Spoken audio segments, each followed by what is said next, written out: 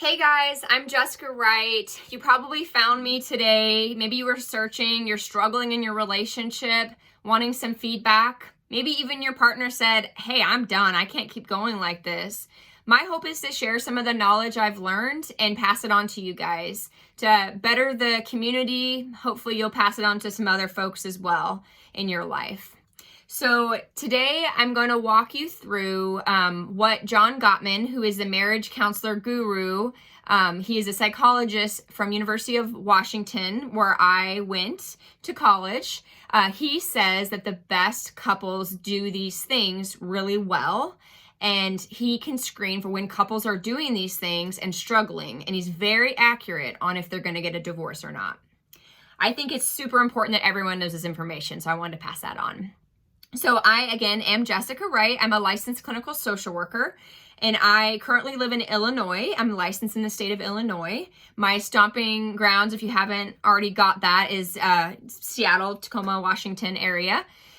So I would love to just help the community and help folks out there learn about couples and how we can kind of get through this stuff that most, if not all couples, it's very normal that they go through. And tell you how some of those masters couples that end up successful long-term and what they do. So my hope today is to talk to you about criticism, what contempt and what defensiveness means, and how we can fix them in relationships. Okay? So basically what I've learned specifically from the Gottman training, I am a marriage counselor. So in that training, we talked about criticism a lot in Gottman's training. Basically, I'm assuming you already know when I say the word criticism, what that means, but it's a complaint of your partner's self. So saying something like, you always want to go out with your friends, right? When we're really, especially as women, when we're really stressed out, we might say something like that. Oh, you always want to go out, or you're never home, or you never do the dishes, those type of things. So a way that you can fix that is basically saying something like, I feel blank about blank, I need blank. So an example of the you always, could be you always spend too much money. So I feel angry or sad about you spending money on buying this TV, for example. I need us to talk about it before we spend more than $100. So that's a prime example of how to work through the criticism stage. And what Gottman finds is you can actually watch couples. He watches them in Love Labs. You can definitely check out his work, and I will link it below on the Love Labs. And you can see what a couple looks like in criticism, and they get stuck. And it's very fascinating, even for me to watch. When I have couples who will come and talk to me, I can watch them and I can literally figure out, wow, they're really stuck in criticism. So then I would give them feedback on that I feel blank about blank, I need blank. So that's just a tip that I really would love to share, okay? A second tip is on defensiveness. So wondering if you guys know what defensiveness is. We kind of use that word a lot in our society. So what he says is defensiveness wards off a perceived attack. So the idea is if you think your partner is going to say something terrible, maybe they're criticizing you, for example, you're never taking out the trash. It'd be very common for a couple, then the other partner would say something in defensive. Well, you never do this kind of thing. You never wash the tub or whatever it is, right? So basically for that is, an example is, it's not my fault that I was late to the party. It's your fault.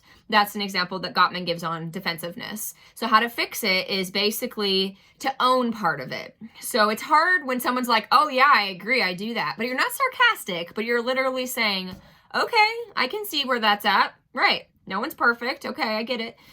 So you could say something like, well, part of this is my problem.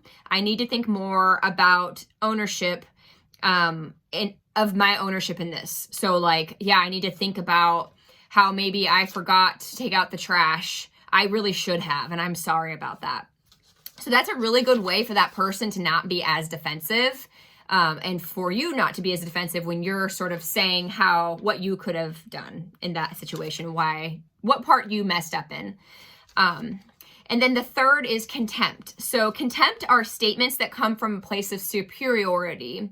It's just basically a fancy way to say, I'm better than you, and I'm going to tell you when we're talking. So if we were in an argument, and an example of that is, I would say, you're an idiot. You don't get this. Maybe we're out and we're having a teacher conference, for example, for our child. And maybe my person was constantly talking to the teacher and I didn't get a chance to talk. So I left that place and I felt really upset. So I told my person, you're an idiot. Okay? So obviously we're communicating something. Does it make our person really upset? Sure, of course, right? How do you not go to defensiveness when someone calls you an idiot? Unless you're a robot, which would be kind of funny to watch, maybe. So how to fix when someone instead of calling someone an idiot, how you would fix it is describe your own feelings and your needs. Don't describe your person. Don't describe, basically, so I feel hurt because I felt hurt about not being included with our conversation with our child's teacher. I need to be given an opportunity to express my views too. So it kind of sounds cheesy. I get it. But couples, even if they fake it till they make it, this contempt is huge. In fact, Gottman found with his research, he watched couples in a love lab, and he watched couples that basically there are master's level couples. They had long-term relationships and they kept them, and they were happy and more successful when they adopted this way of dealing with things like contempt. There's a direct correlation with a high number of amounts of contempt in a relationship, calling someone an idiot, attacking their character basically, and divorce. So I really watch careful with couples when I hear this stuff.